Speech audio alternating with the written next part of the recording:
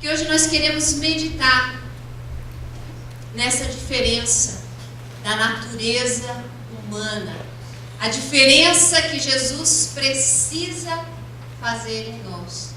A Bíblia, ela é cheia, ou tem alguns contrastes que eu gostaria de meditar com você nessa noite, em um deles, mas são contrastes que eles estão interligados, são contrastes opostos entre si e que não possuem um terreno neutro no meio, como muitas vezes nós gostaríamos de pensar que houvesse.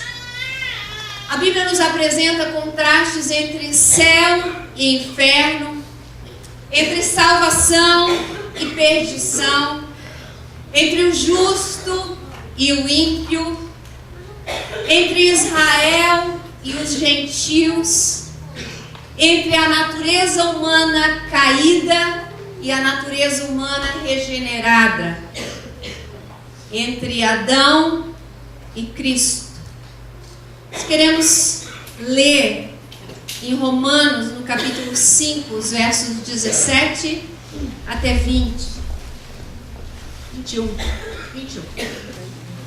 Romanos capítulo 5 está vindo. Paulo vem explicando a justificação pela fé. Paulo fala de Abraão e agora, nesse texto, ele faz essa comparação entre Adão e Cristo. Eu gostaria de meditar com você nesses últimos versículos desse capítulo. Então, a partir do versículo 17, diz assim: se pela ofensa de um e por meio de um só reinou a morte, muito mais os que recebem a abundância da graça e o dom da justiça reinarão em vida por meio de um só, a saber, Jesus Cristo. Pois assim como por uma só ofensa veio juízo sobre todos os homens para condenação, assim também por um só ato de justiça veio a graça sobre todos os homens para a justificação que dá vida. Porque, como pela desobediência de um só homem, muitos se tornaram pecadores, assim também, por meio da obediência de um só, muitos se tornarão justos.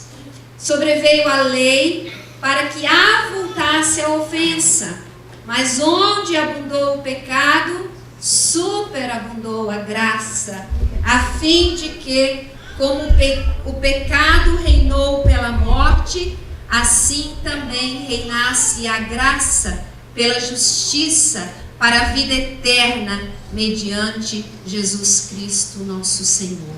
Amém. Amado, esse é um texto, ou o Evangelho de Romanos. Nós precisamos, o Evangelho não, a carta de Romanos, né? O Evangelho do Cristo ressurreto, é um subtítulo que alguém deu e que é um livro, porque onde mais claramente, concentradamente, nós temos a doutrina da salvação é na carta de Paulo aos Romanos, uma carta imprescindível para você que é cristão conhecer, saber, estudar. E aqui nós vemos então como ele coloca pela ofensa de um, pelo pecado de um, reinou a morte, veio sobre todos os homens a condenação.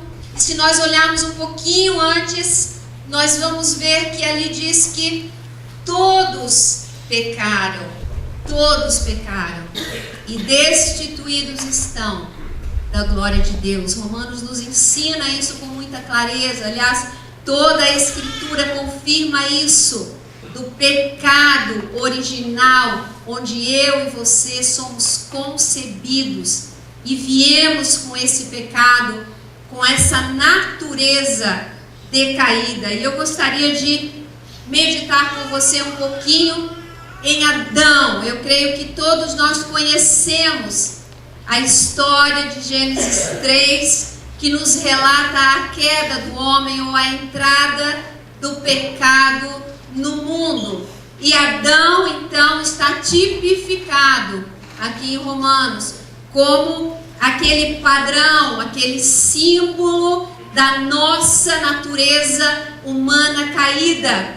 E eu gostaria de destacar algumas características, e eu gostaria que você fosse olhando para a sua vida de maneira especial, porque muitas vezes a gente gosta de olhar para a vida do outro e a gente enxerga os defeitos da vida do outro e os erros da vida do outro, e temos uma dificuldade imensa de olhar os erros e os defeitos da nossa própria vida. Então, em Adão, nós vemos alguém que, quando foi tentado, caiu. Esse é o padrão daquele que tem a sua natureza caída. Quando é tentado, cai. Quando é tentado, cai. E eu gostaria de destacar que todos nós somos tentados. Se você começar a ler os evangelhos, você vai ver logo no começo, Mateus capítulo 4, você vai ver que o Senhor Jesus também foi tentado. E foi levado pelo Espírito Santo ao deserto para ser tentado. Deus não tenta ninguém, quem tenta é o diabo. E lá a gente aprende isso na Escritura também. Mas ele foi levado ao deserto para ser tentado. Ora, muitas vezes nós achamos que só somos levados pelo Espírito para os pastos verdejantes e para as águas tranquilas. Mas eu tenho uma má notícia: o Espírito também nos leva ao deserto. E às vezes culpamos o diabo, mas não é o diabo. Lá o diabo vai se aproveitar da situação.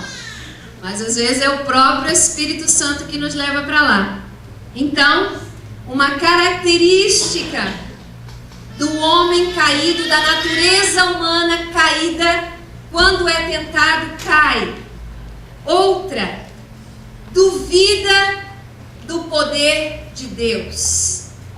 Abriga dúvidas no seu coração a respeito de Deus e da sua palavra. Ele é incrédulo. E às vezes nós olhamos para nós e dizemos: mas eu não sou incrédulo, eu creio. Eu achei impressionante porque eu não falei para ninguém o que eu ia pregar. E o Toninho parece, irmão, que você sabia o que eu ia pregar. Porque ele ficou falando disso, que Lázaro provavelmente ia dizer que não, Jesus, não me deixa morrer, porque não sei não se tu vai me ressuscitar. E eu creio que realmente é assim. E assim somos eu e você, extremamente incrédulos. Tomamos à frente, fazemos muitas coisas, porque na realidade não nos damos conta muitas vezes disso, mas na realidade não acreditamos que Deus realmente pode resolver as nossas situações e as nossas questões. Então, nós não cremos a quem tem a natureza caída. Essa pessoa, ela tem uma dificuldade de crer e confiar no poder de Deus. Ela tem dúvidas, ela não consegue crer na palavra de Deus. A palavra de Deus está ali, mas parece que não entra, ou fica só no intelecto, não cai no coração, não cai na prática das pessoas. Elas continuam, às vezes, tendo as mesmas práticas e não se deixando limpar, transformar pela palavra de Deus. Outra característica: Adão e Eva foram na conversa do outro. A serpente jogou uma dúvida, uma frase solta no vento. E Eva se interessou por aquela conversa. Adão se interessou pela conversa de Eva, se deixou levar pelo que os outros fazem. Quando nós olhamos outro, mas os jovens de uma maneira especial são tão sujeitos a isso, né? Mas os meus amigos da escola todos fazem. Olha, ter relação sexual antes do casamento, todo mundo faz, por que eu não vou fazer? vai na conversa dos outros, vai na onda dos outros, vai na moda. Isso é característica de uma natureza caída. Vai na onda, na palavra, na sugestão do outro. Isso é, não tem uma convicção, uma certeza dos passos a serem dados. Adão também foi atrás de uma boa oferta. Uma boa oferta. Satanás lá sugere assim, ó. Deus proibiu isso porque vocês vão ficar igual a ele.